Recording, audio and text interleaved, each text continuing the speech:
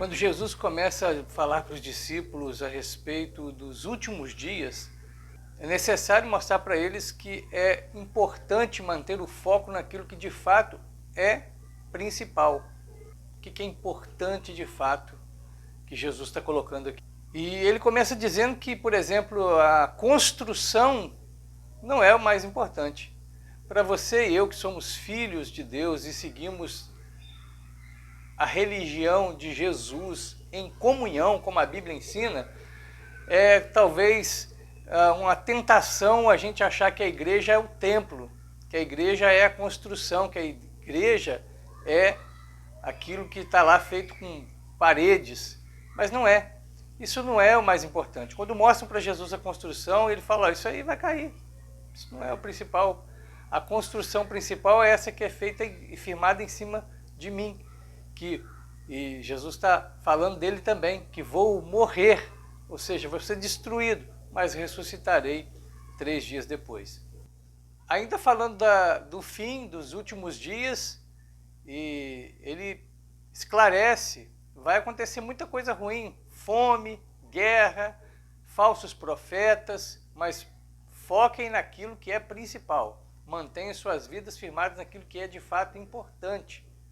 O amor vai ficar fragilizado? Vai esfriar? Sim, mas isso não é o mais importante. Tudo isso está acontecendo para se cumprir a vontade do meu Pai. E diante dessa vontade soberana de Deus Pai, o que a gente pode fazer? Deus quer assim? Então, glória ao nome dEle. Vamos dar glória a Deus, porque Ele quer desse jeito. A gente não pode mudar essa história e não podemos mudar essas previsões. Deus quer assim? É porque Ele é todo poderoso. Ele pode, de fato, querer do jeito que quiser. Ele pode escolher fazer do jeito que achar melhor. Eu e você somos súditos desse grande rei.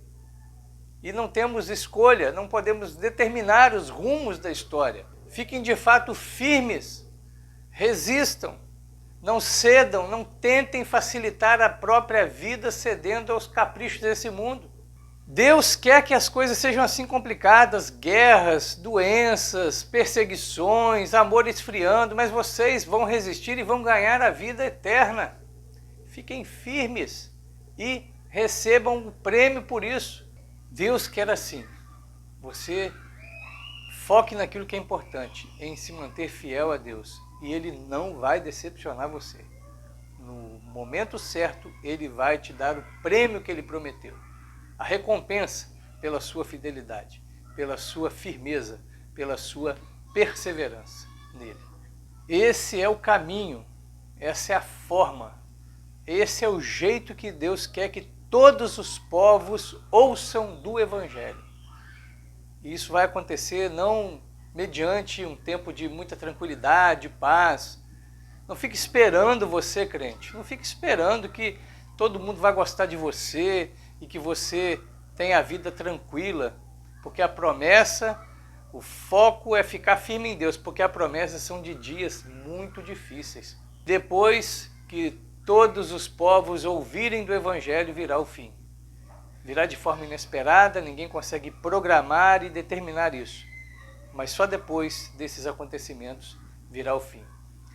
De forma que eu e você podemos olhar para as situações que estão ao nosso redor e, ao invés de ficar choramingando ou sofrendo além do que convém para esses momentos, perceber que isso faz tudo parte de um processo para que chegue o grande dia do Senhor.